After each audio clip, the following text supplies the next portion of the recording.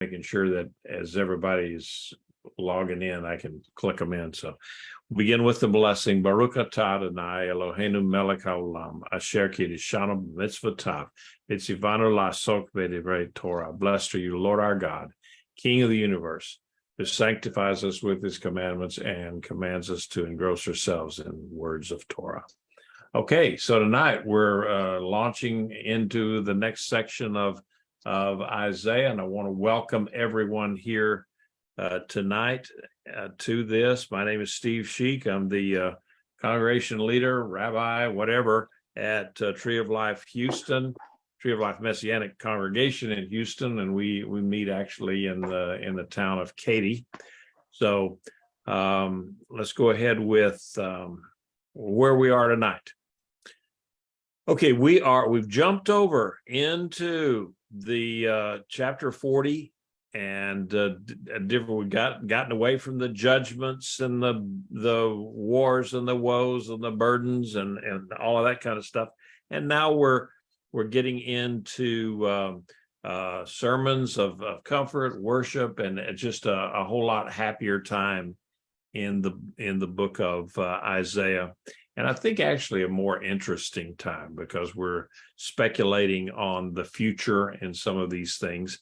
And we have lots of prophecies about the coming Messiah.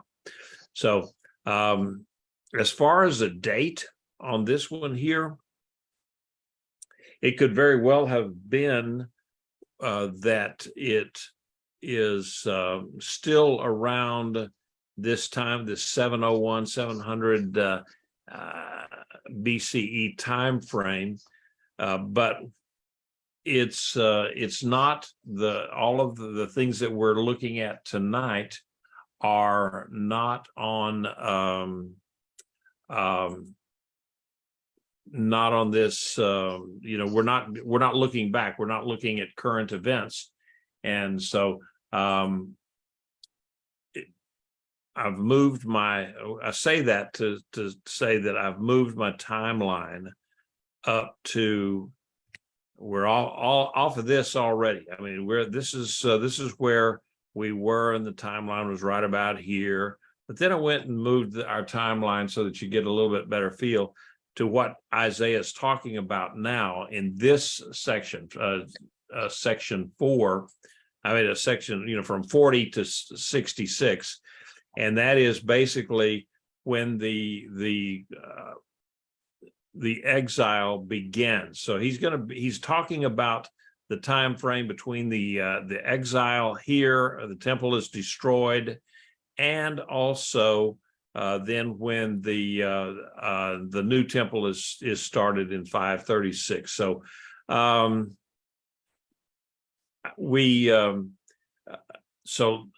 what we've got here is kind of a little bit of a review.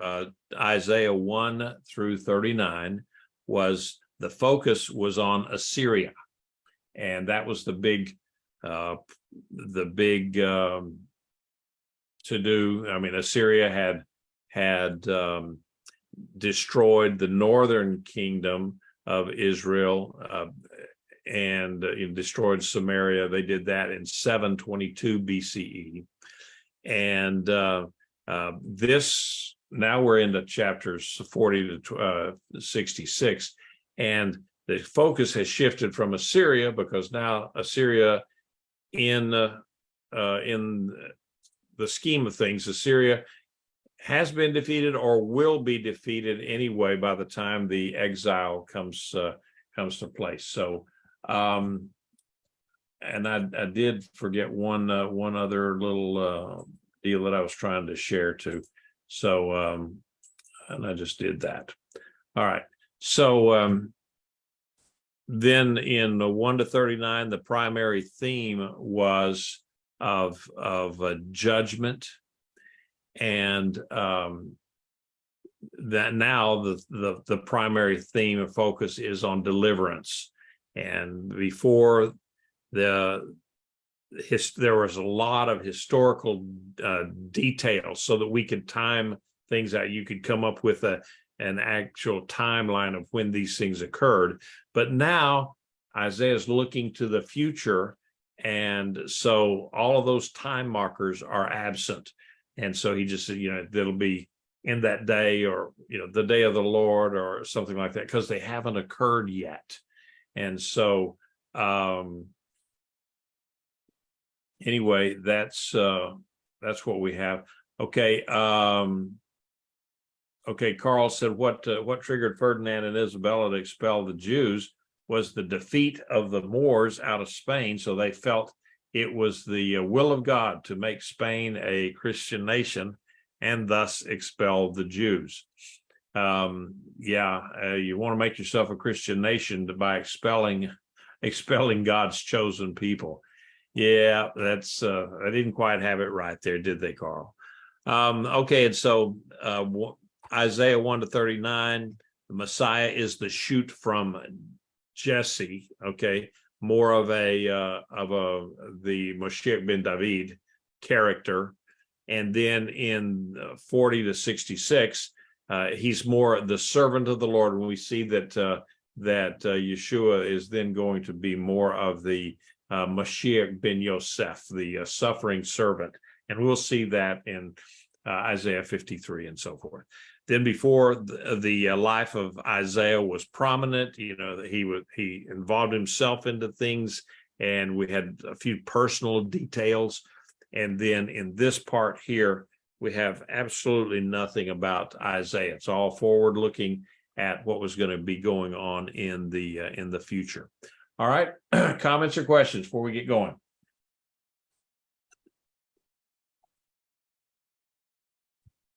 All right, then verse 1 of chapter 40, comfort my people, says your God. Okay, now if you are a music person like I am, and have participated in singing in the Messiah, Handel's Messiah, for years and years and years, you will recognize these verses in this chapter, and that is definitely a prominent verse in Handel's Messiah.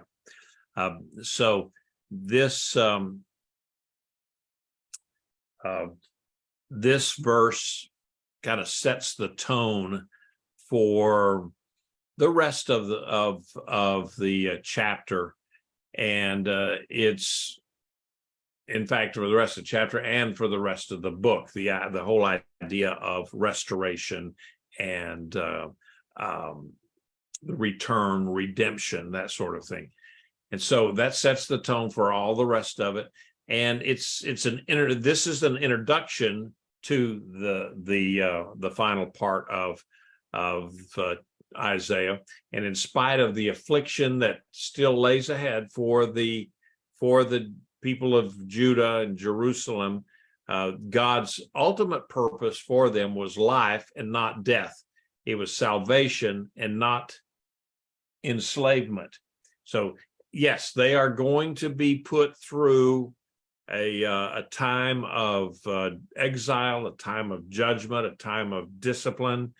But at the end of it, they're going to come out of it a stronger people and a more determined people to serve the Lord. As we've talked about in the past, they made some reforms within Judaism that allowed them then to survive and not assimilate from that time forward until today.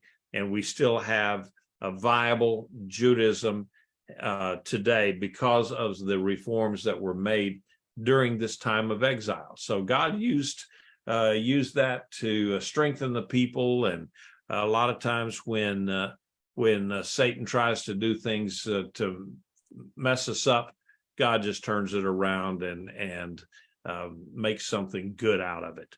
So then it says comfort. Anytime that you have these two words that, or a word that's repeated right after that, it is for emphasis. They didn't have exclamation marks in Hebrew. In fact, they didn't have any punctuation in Hebrew at all. So they would repeat words, and that's how you know that there was an exclamation mark there. So God commanded his mouthpieces, especially Isaiah and other of the prophets, to comfort and give words of comfort to his covenant people. There were plenty of them that were giving them the old hellfire and brimstone words, but then there were other prophets that were giving them words of comfort, because they were the prophets during the exile, and they didn't want the people to give up and lose hope. The word comfort, it appears 13 times in some form between chapters 40 and 66, and so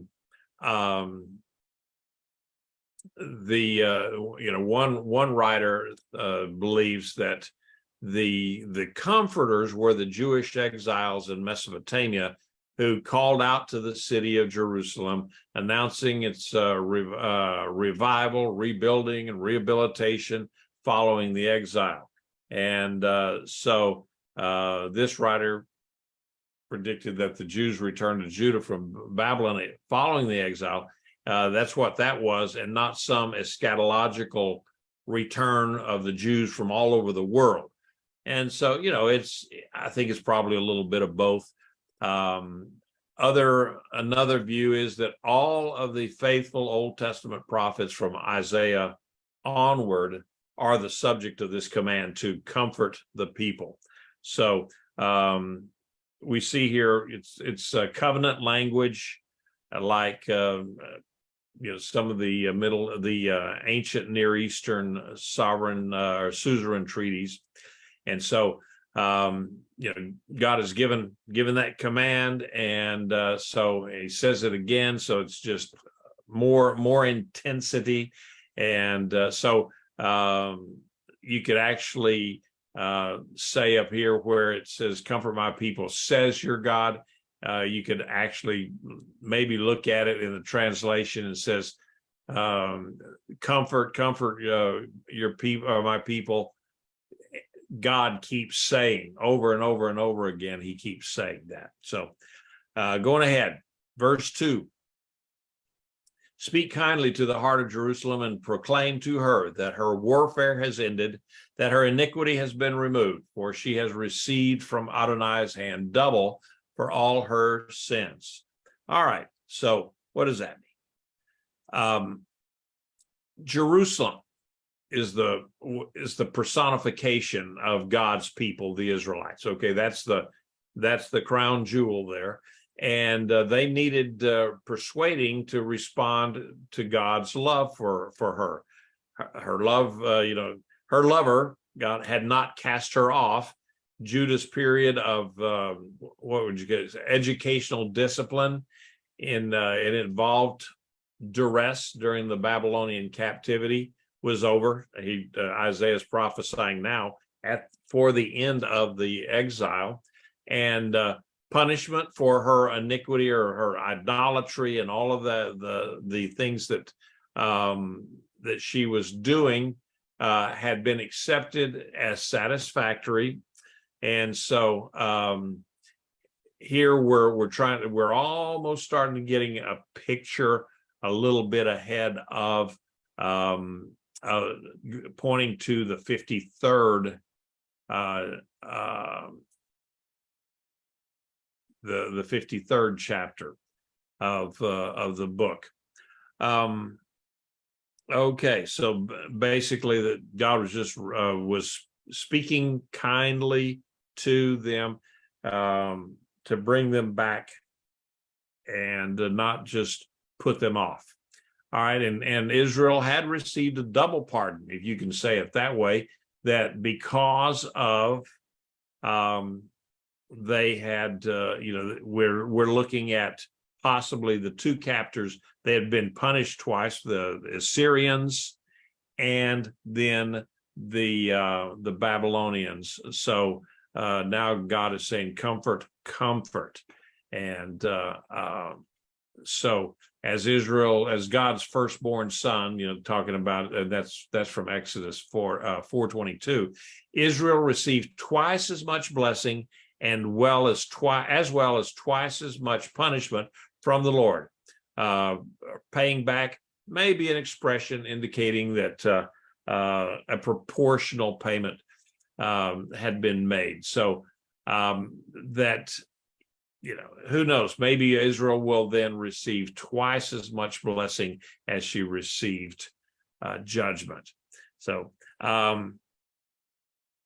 Jerusalem had not suffered more than its sins had deserved now, but the compassion of God regarded what his judgment had been obliged to inflict on Jerusalem as superabundant. His compassion was much more than the discipline that they had undergone. So 3 and 4. A voice cries out in the wilderness, prepare the way of Adonai, make straight in the desert a highway for our God. Every valley will be filled up, every mountain and hill made low. The rough ground will be a plain, and the rugged terrain smooth. All right, so anytime here we're going to have an explanation of how God could offer sinful people comfort. He's going to break into history. Isaiah announced that someone was calling out to prepare a highway in the desert because the Lord was coming to his people's aid. And of course, we see that in the New Testament with John the Baptist. He was the voice crying in the wilderness that the Messiah was coming.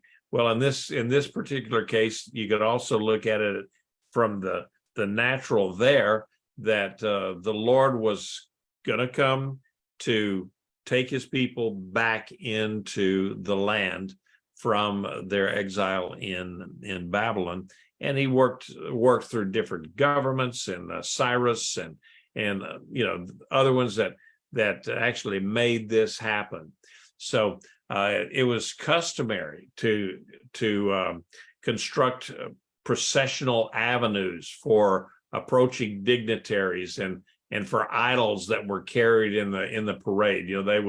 They would try to smooth out the land so that the dignitaries didn't trip and fall, because a lot of them, they're being carried on these I don't even know what you call them, where they put you up on their a little caravan thing up on their shoulders, and they walk. And so they try to smooth things out so that the guys that are carrying the dignitary don't slip and fall and dump the dignitary out on his nose.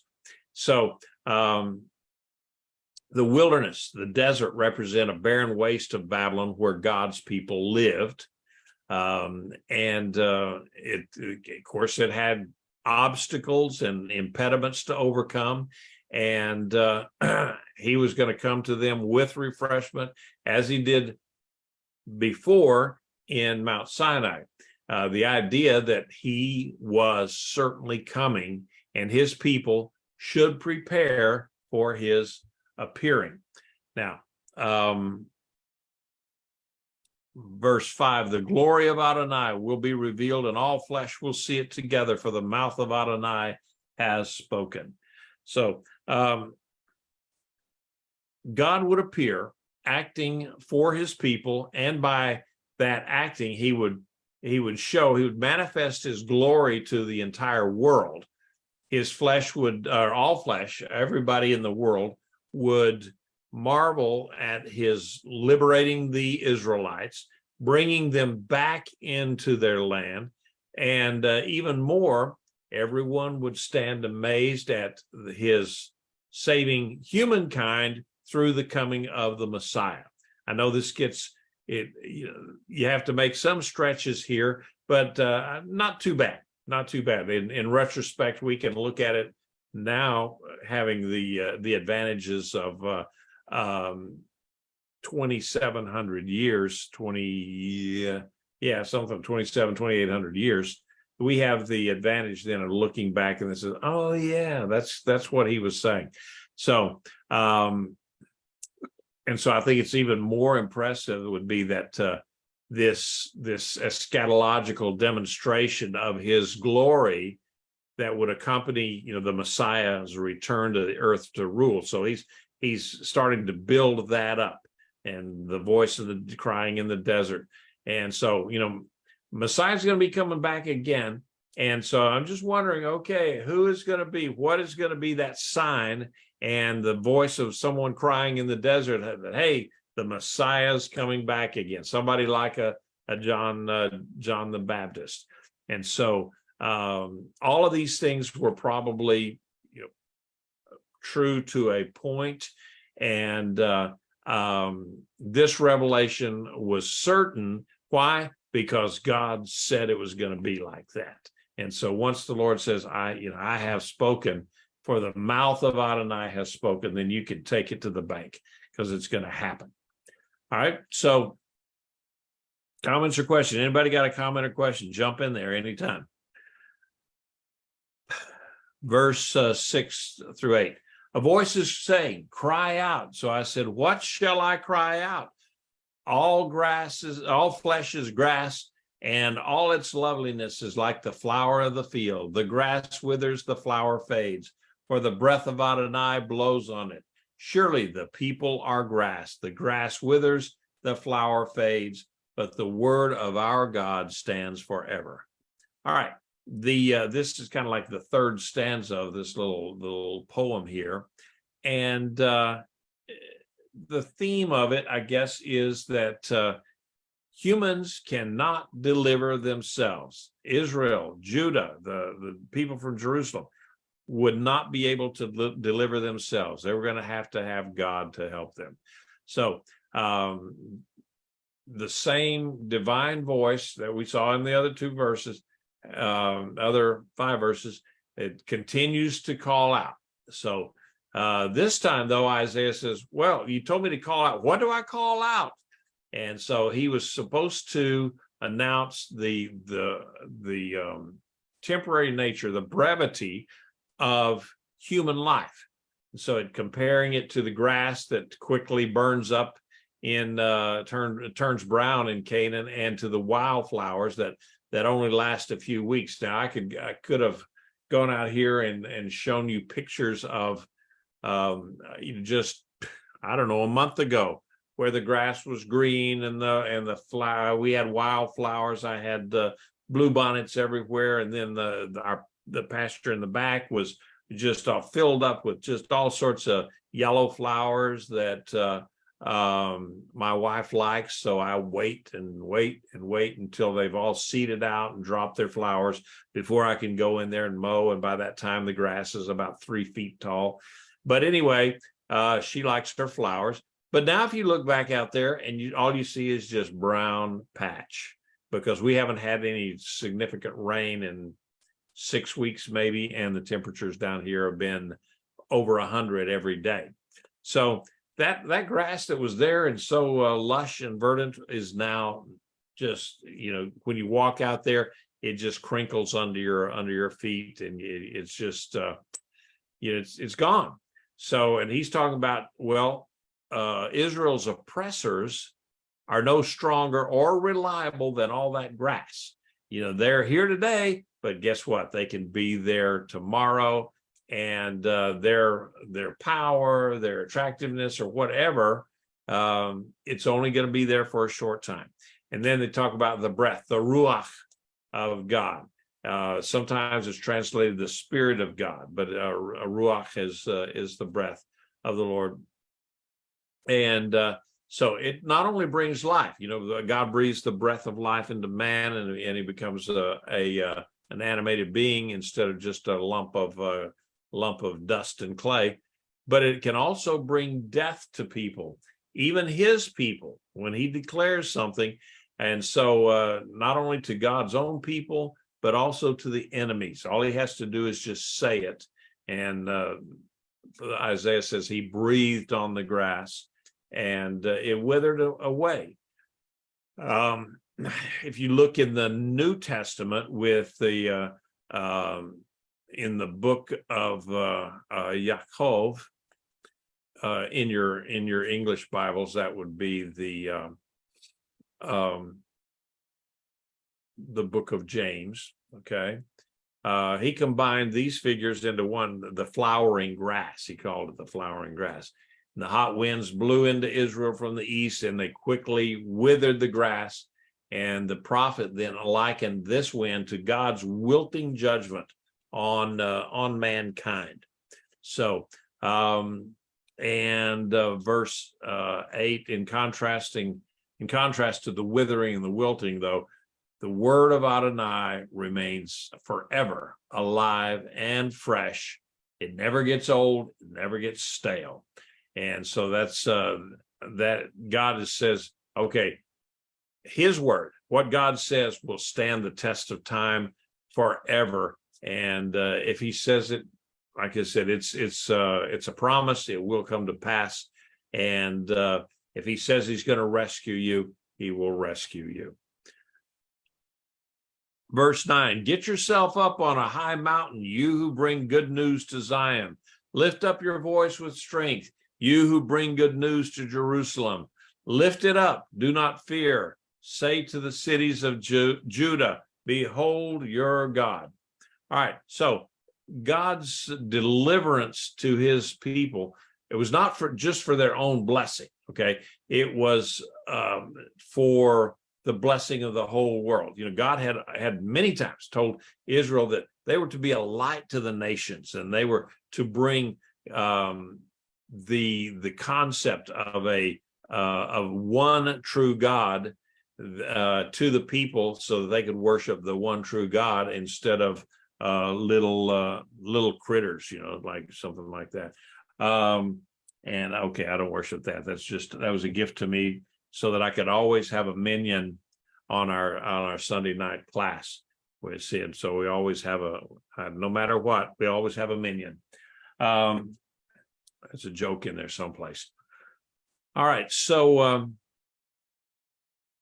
anyway, the voice now called out to the people of Israel collectively.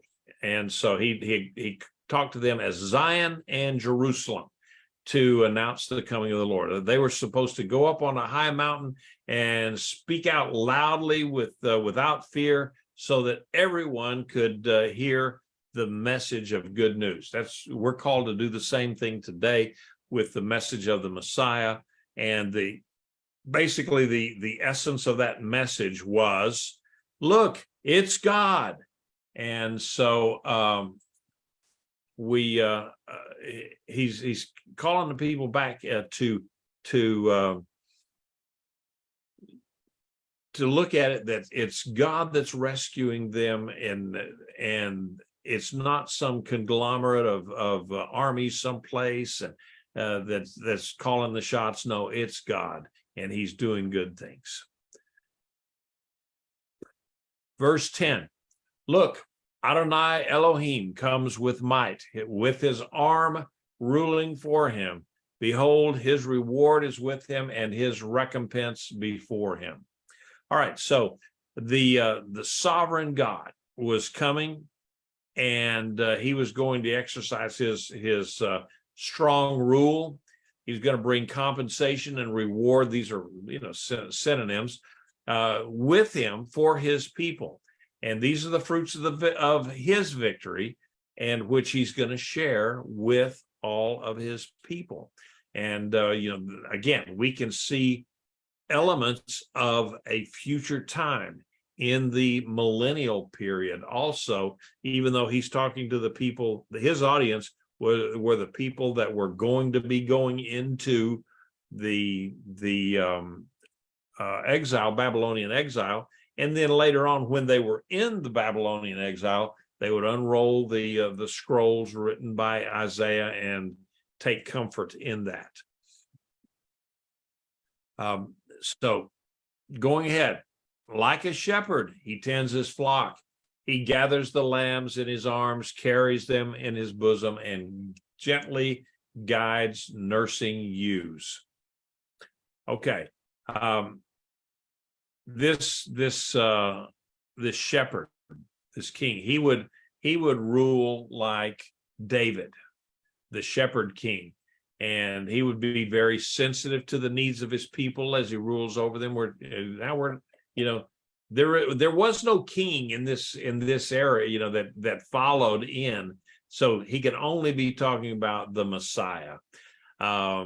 So we could say that intimate and loving care would be the mark of this, the reign of this king. And so there are two different uses of God's arm in this verse. One is the strong arm of victory and of offense, not so, and maybe even some defense, but a victory, a strong arm that's going to defeat the enemies.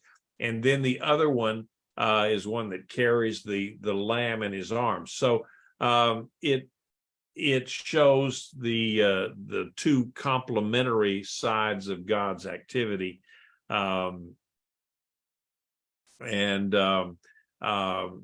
Chapters 31 to 39, that's mostly the arm of judgment, and then from 40 to 66, more of an arm of compassion and deliverance. So the preceding section that we had answered the question that the people of Isaiah's day had about God's desire to deliver them. Yes, he wanted to deliver them. Now, this section answered their question about whether he could deliver them. And yes, he could save them. And Isaiah used the doctrine of God there to assure the Judahites of their security and God's faithfulness. He was going to take care of them. He's the sole creator, and he's definitely greater than the created world. And so we're going to be looking at some other verses here. The following verses here would be verses 12 to 20 and 21 to 26. And so each one of those asked questions, and then they gave an answer to that.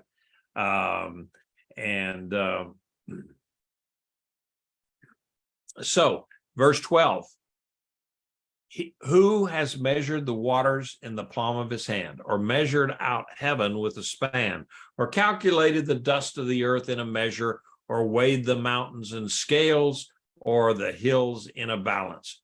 All right, so we've got some, typical Isaiah language here. He paints a picture.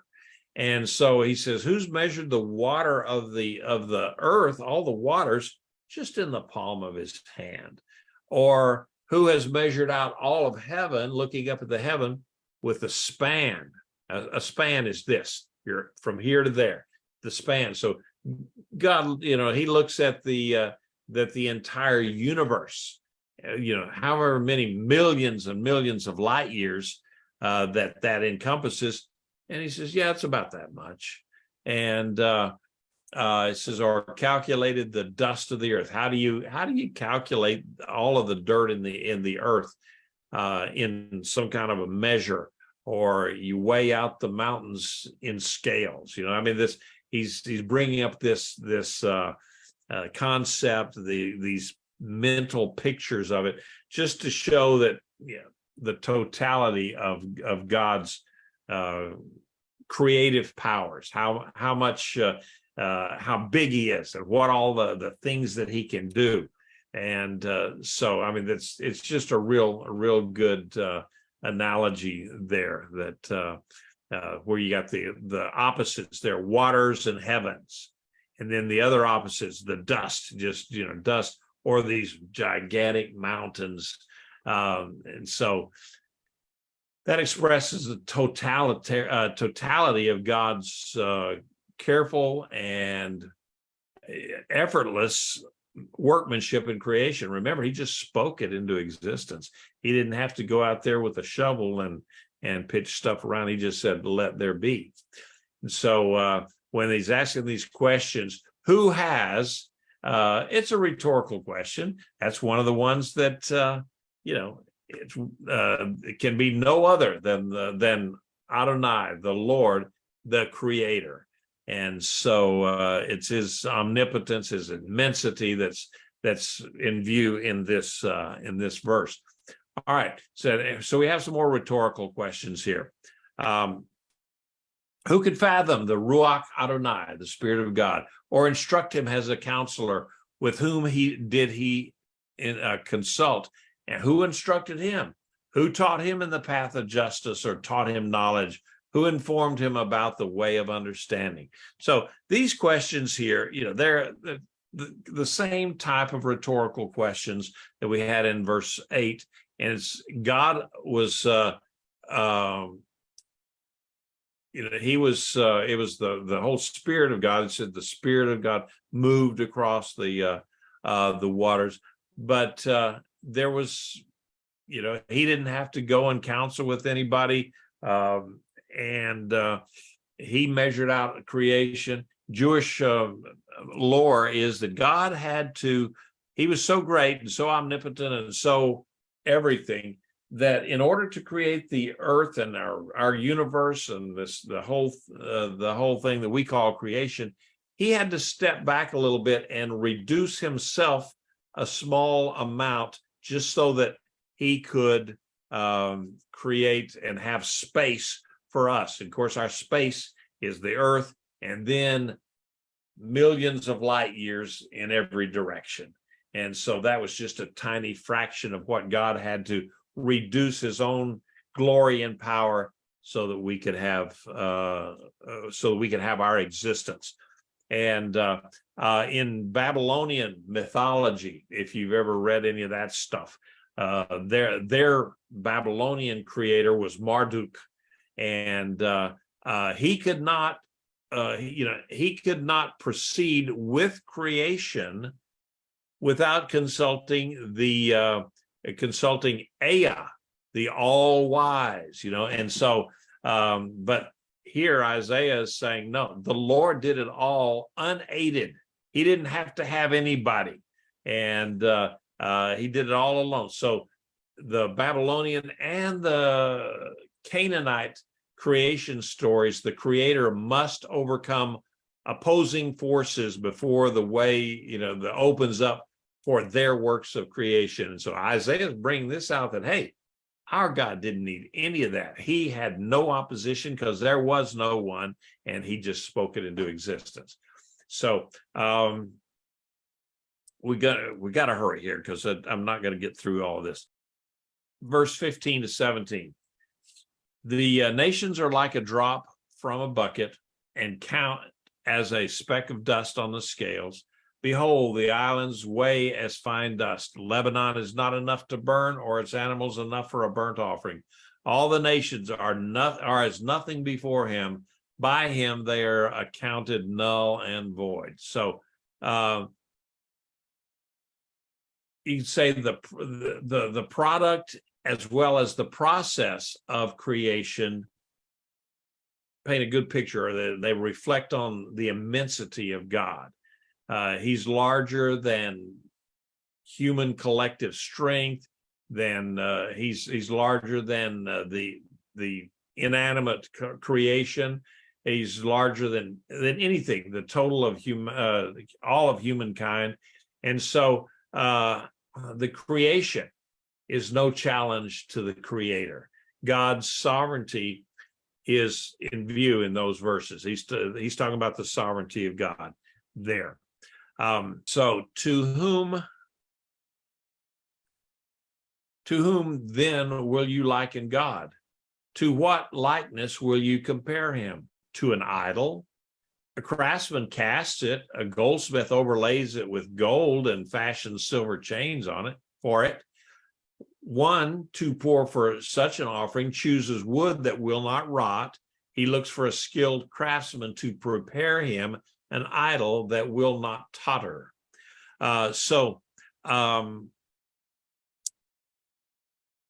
There is absolutely nothing that compares to God. He's incomparable. He's transcendent. He's over all. And so it's kind of ridiculous when we think about it. Then to practice idolatry, having a little idol in your hand, something that you could worship, or even a big idol, like the god, the little g god Dagon that the people of the Philistines worshipped, half man, half fish. And when they brought the Ark of the Covenant in there, the big statue of Dagon fell over. And so they put it back up that night, and then it fell over again and busted. The head broke off of it. And so they decided, well, we need to take the ark out of here. But when you compare a little bitty idol to the creator of all of the universe, it just sounds kind of funny, kind of foolish. But at the same time, in today's world, people knowingly or unknowingly, maybe in some cases, with the malice aforethought, they have rejected God and gone their own way. And we've, just this weekend, somebody had told me that, they knew someone that they said, well, God's just not my thing. And, the thing about it is, yes, God is their thing. So we see these idols. They're very, very, very poor substitute for the reality of God. So do you not know? Have you not heard? Has it not been told to you from the beginning? Have you not understood from the foundations of the earth? The prophet's emphasis shifted. Come back here. The prophet shifted from God the creator to now he's talking about God the ruler, God as a ruler. But still, the same point is that it's the point of his incomparability. Nothing compares to him, whether or not he was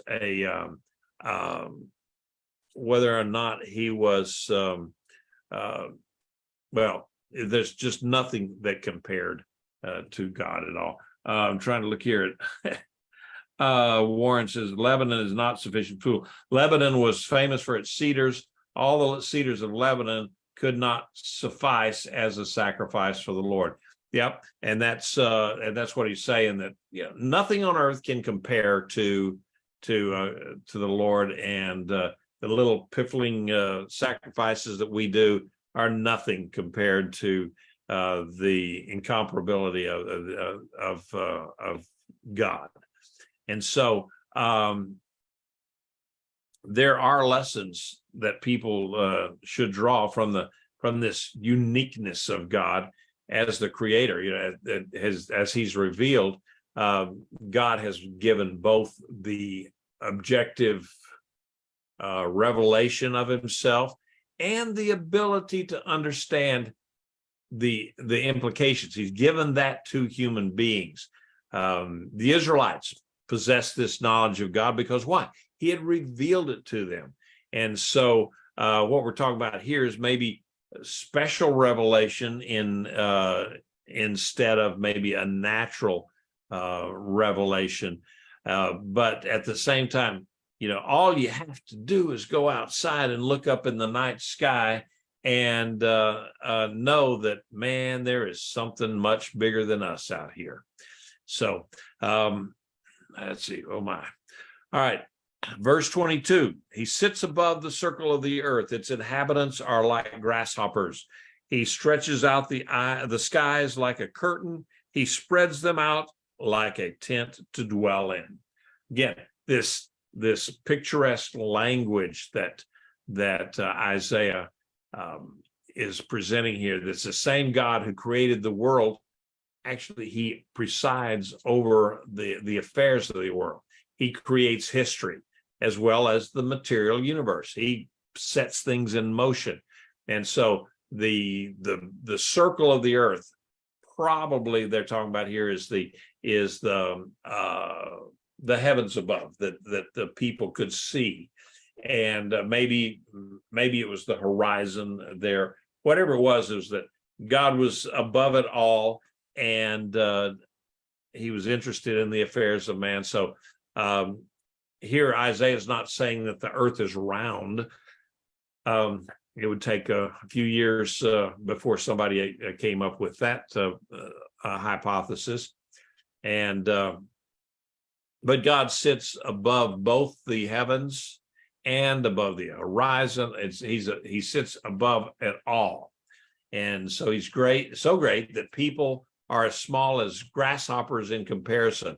And I think that that's probably a very poor comparison.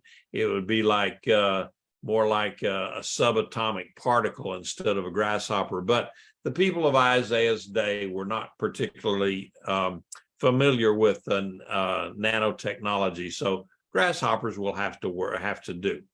All right. So again, this emphasizes the transcendence of God. That I like the idea that the skies were kind of like a tent or an umbrella, that he was even bigger than that. Verse 23, he reduces princes to nothing. He makes the judges of the earth a confusion. Scarcely are they planted, scarcely are they sown, scarcely their stem takes root on the earth. When he blows on them and they wither, and a storm carries them off as stubble. All right, so again, we're talking about the people of position and office, these politicians, these rulers, these kings, all the decision makers of the world. They may appear to be in power, but they're only there because God allowed them to be there. And he can dispose with any human leader. Why? Because he has power over all of them. He can dispense with them just as easily as he could make those flowers wither, and he just blows away the chaff. And so he can reduce them to a state of basically nothingness, that they don't even exist. And so he's not only superior to everything, but he is sovereign. And it's just, he's immanent as well as transcendent. God did not create the world and then abandon it, like deism teaches. And Bette Midler in that song, he's up there watching from a distance. That's not good theology, but he's actively involved in all of our affairs today. To whom then will you liken me, or who is my equal, says the Holy One? Lift up your eyes on high and see. Who created these? The one who brings out their host by number, the one who calls them all by name. Because of his great strength and vast power, not one is missing. All right, so this verse restates the question in verse 18, but he puts it in the mouth of God himself this time.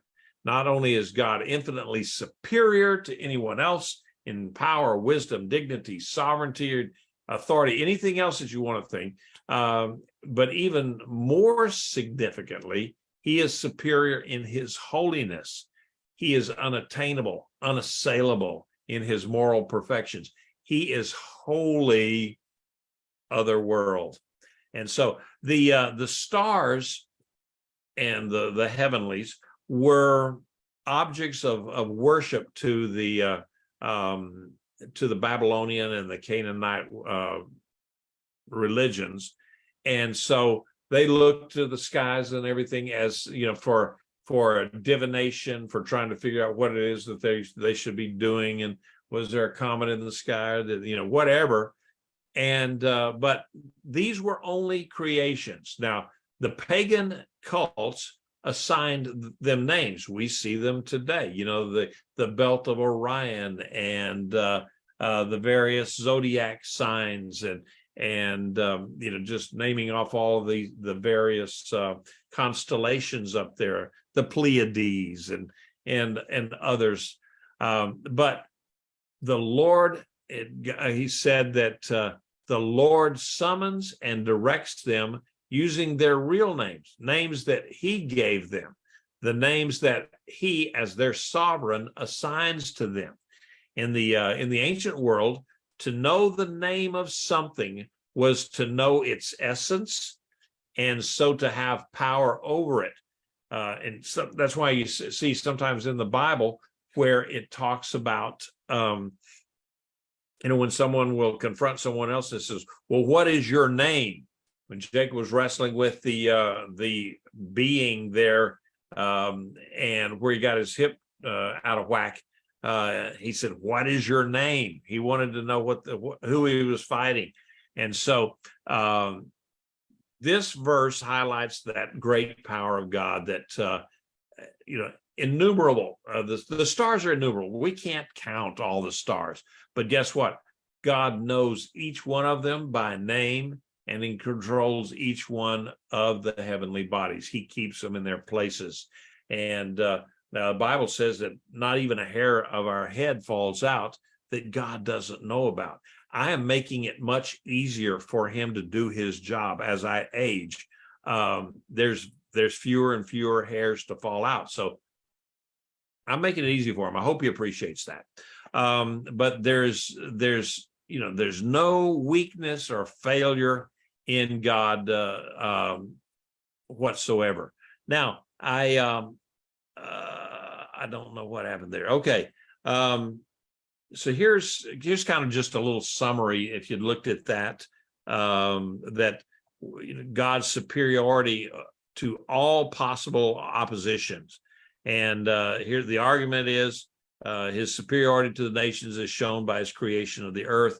That was the questions that were asked, and here's the conclusion. And it just goes right on through. You can study that at another time because I'm already over 8 o'clock and we needed 4 or 5 more verses.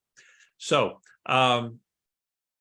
why do you say, O Jacob, and assert, O Israel, my way is hidden from Adonai, and the justice due me escapes the notice of my God? Isaiah now applied this knowledge of God to the discouraging prospect that the Judahites, the people from Judah, faced, and that was what? The Babylonian captivity. And even though Isaiah spoke to the nation from the perspective of the captivity being already past and gone in this chapter, he still is addressing his contemporaries. What they are pre-exilic.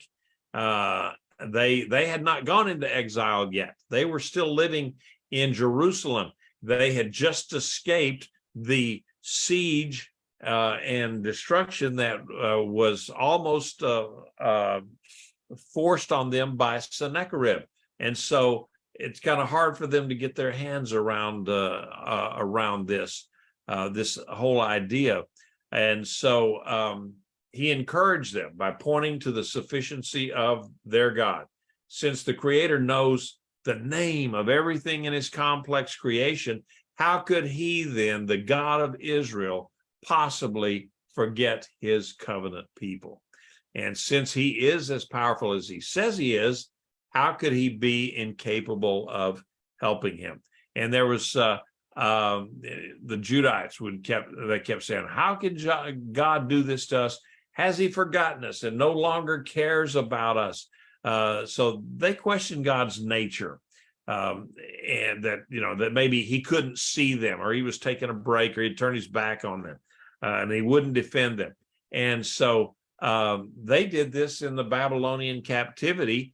And, they will do it again during the tribulation period. They did it during the Holocaust period. So many people lost their faith in God during the Holocaust because they said, how could God let this happen to his chosen people? So the double names of Jacob and Israel, they're actually more than poetic synonyms. And so what they're talking about is that the Israel, the northern tribes, Judah, the southern tribes, together as all of God's chosen people, all of Israel. And so that's what that came to mean. So they were to remember all of this when they were in exile in Mesopotamia. And one writer said, God is not too great to care, he's too great not to care. And I thought that's a great little saying there. I liked that. All right. Have you not known? Have you not heard? Adonai is the eternal God, the creator of the ends of the earth. He does not grow tired or weary. His understanding is unsearchable. So Israel needed to wake up and smell the roses. They needed to open their eyes and ears to what really they already knew about their God if they would just accept it. He's eternal. He's not bound by the present. He's not bound by anything as human beings are. He's God Almighty, the covenant-keeping God. He is not going to leave them in the lurch, as it were. He's the creator of all the earth, and certainly not. He's not restricted to any one locale at any one time. He can be everywhere at the same time. He doesn't grow tired. He doesn't grow weary, and so they knew all of that kind of stuff, but they still, were not grabbing hold of it, because now they just couldn't fathom going into exile. And then once they were in exile, then they said, well, how could this have happened to us? So last few verses here. He gives strength to the weary, and to one without vigor he adds might. Even youths grow tired and weary, and young men stumble and fall. But they who wait for Adonai will renew their strength. They will soar up with wings as eagles. They will run and not grow weary. They will walk and not be faint. Of course, these are very, very famous, very familiar verses to anyone who grew up as a believer. And, there's some old-timey gospel songs that have those words in them, and you're very lucky that we're running out of time so that I don't sing all 15 verses of it for you. But God does not just possess all these qualities, but he shares those things with people who need it. He has all energy. You talk about something that's renewable energy. Well, his energy, his resources don't even need renewing because they're so vast. And he has enough energy to share and with any one of us. And, we don't, all we got to do is just call on him, and he'll help us. Even wisdom. What did James say? That do any of you lack wisdom? Just ask for it. God, who supplies all this, will give it to you. So circumstances may overcome any of us, no matter how strong we were as young people. I was some of my classmates that know when we were 50 years ago, all of us were 10 feet tall and we were bulletproof. Nowadays, we look at each other and say, okay, we're just probably not 10 feet tall and bulletproof any longer. And the ravages of aging have changed us a bit. But, we can still call on the Lord for strength to get us to, through different things. And I do that quite frequently when I've got something that I need to do and I'm just tired, I'm wore out from doing whatever it is that I do. And so I ask the Lord I need you through this day. Give me another good day. And so the Lord so far has answered all my prayers. One of these days he's going to say, nope, it's time for you to quit and come up here and hang out with me for a while. When that happens, it happens. But until that happens, I'm going to keep working and doing what I do, because I enjoy what I do and I enjoy what God has called me to do. And so if we depend on the Lord totally, 100%, and just rely on him, then he said he is going to give us the strength that we need. When I pray for people, I always tell them, okay, we're going to pray this way, for healing or whatever it is, a job or whatever. And I says, I want you to come back to me and tell me when God has answered this prayer. Because why? Because I want to praise the Lord. It along with you, and it strengthens me. It makes me well, it does. It just strengthens me and kind of lifts me up. And so that's why I like to hear good praise reports. And